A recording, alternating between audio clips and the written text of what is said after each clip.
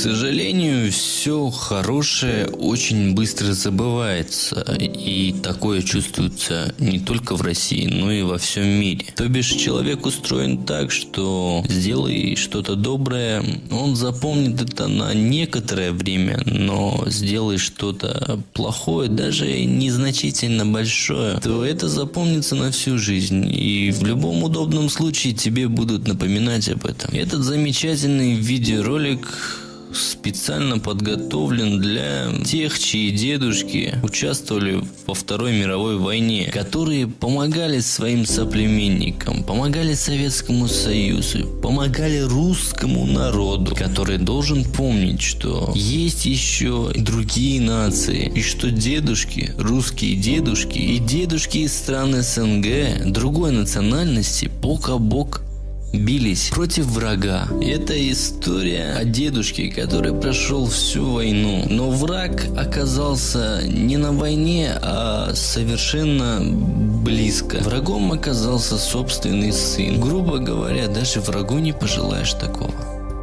Ветеран войны, кавалер 3 орденов Красной Звезды Григорий Гаврилович, чье имя вошло в историю, оказался ненужным своим собственным детям. Очень приятно, что задевают такие темы. Это знак победы. Цветочки. Сегодня в нашей студии Григорий Гаврилович Чалов. Здравствуйте, Григорий Гаврилович. Расскажите, пожалуйста, а как так получилось, что вы остались на улице? Ну, в 91 году случилось самое большое тоже несчастье, когда распался Советский Союз. И русскоязычное население с Киргизии стало уезжать. Но я подумал, что я родился в Киргизии, где отдал всю свою жизнь работе. И у меня был сын, который работал на автосборочном заводе, когда город Фрунзе был.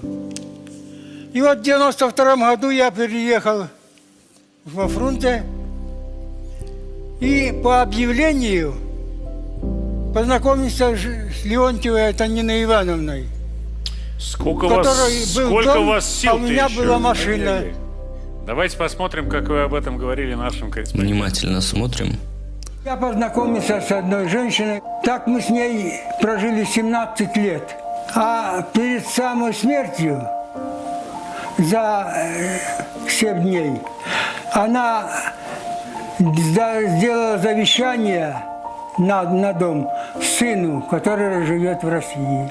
После похорон мне стало... То есть сын живет плохо. еще в России, да еще такой жмот, что хочет отжать квартиру в Киргизии. Когда я вышел, то пришел, на воротах был заменен замок, во дворе была собака спущена.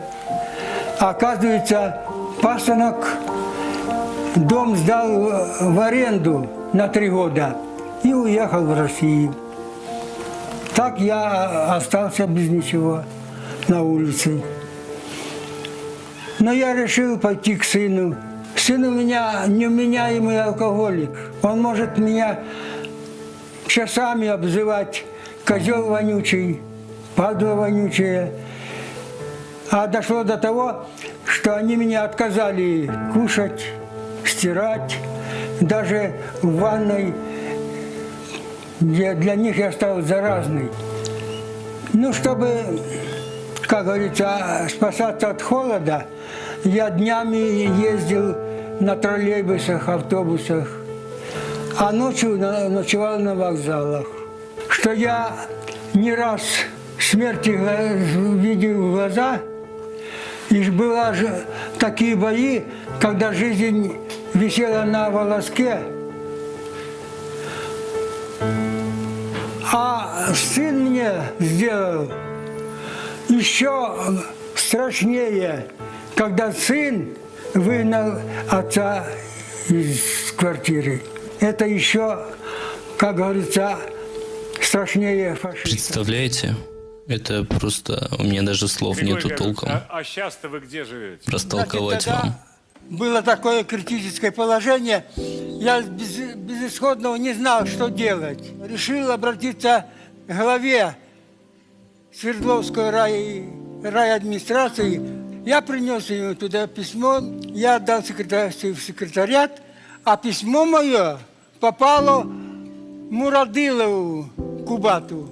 А он в то время работал юристом там. Ага. Попал туда к нему. Вы внимательно слушайте его слова, то бишь ему хотят дать квартиру русскому, да, в Киргизии, а вот вы подумайте, дали ли бы в России киргизу квартиру, ветерану? Я думаю, нет.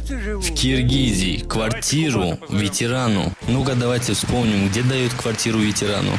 А если дают на бумажке или по факту? Кубат, ну вот как это произошло? Скажите, пожалуйста. Вам по должностным обязанностям приносят какую-то бумагу очередную. Вы смотрите, негде жить человеку. И вы говорите ему, пойдем жить ко мне? Нет, вначале как-то не так было. Проблема была, что у него документов не было. Ветерану войны положена однокомнатная И квартира. этот киргиз, сам военный, приютил дедушку. Человек советской закалки же, он нигде, оказывается, на учет не становится, как ветеран войны. И он же жил где-то. А ему, оказывается, нигде нет на учете. Что делать? Прихожу домой и говорю семье, рассказываю, что ему ничего не положено, как бы. Ну и пойдет опять по улицам. Тут меня супруга выручила, говорит, давай оставим его. Ну и оставили. Живет сам. Вот она, семья, как там называют их, хачики, чурки или как там. Приютила дедушку русского. Дед, конечно, с нами, без него мы не садимся. Мы относимся как к своему родному. То, что он говорит, мы выполняем. И то, что мы просим, он тоже выполняет. А что он выполняет? Вовремя пить лекарства, вовремя там что-то вроде, чтобы ему не было неудобства. А так он наш свой. Он даже с моими внуками играет. И даже ругает, почему они не приходят. Такого ощущения между нами нет о том, что он кто-то другой. Нет, он наш. Он уже стал наш. Конечно, больше за мной Айдина ухаживает, там это, стирает мне, уборку делает. А Джалал это как обеспечитель лекарства, меня все время привозит. Вот. Повезет куда меня, если куда надо меня. За праздник Шалом он иногда может фронтовые песни спеть. Не только фронтовые, такие может песни спеть. Темная ночь, только пули свистят по степи, только ветер гудит в проводах, тускло звезды мерцают. Молодец. Киргизский знает еще немного. Что я хорошо спел. Джакши это хорошо, Ирдадымы спел. Я желаю, чтобы мы не расстались. Ну, конечно. Вот. А как это сделать, не знаю. Если есть недруги такие, они не дождутся этого. Очень приятное видео. Очень ценю ваш вклад в эту историю, но вы прям честно признались, что вы позвонили жене, и она сказала, пусть приходит и остается. Давайте вашу жену в эту историю. Не каждый, напоминаю. Приведите примеры, пожалуйста. Может сделать такое доброе дело, поступок, который достоин похвалы. Старый человек, не мешает он вам? Нет, Нет? Хороший? Жақсы, аябай, бізге аябай атабыз. Переводите. Все хорошо, он нам как отец. Вот так вот. Обычный русский ветеран стал родным для киргизской семьи, для которой не важно, что он русский, не важно, что он чужестранец, не важно, что Советского Союза уже давно не существует. Но человеческая любовь и уважение, я думаю, никогда не умрут, если они правильно воспитаны и впитаны с молоком матери. Друзья, будьте добры друг к другу. Уважайте своих соседей, уважайте другие национальности, уважайте веру, культуру.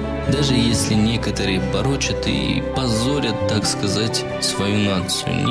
Не надо из-за одного человека обвинять всех. Подписывайтесь на канал и смотрите самые правдивые видеоролики на канале Гусейнов ТВ.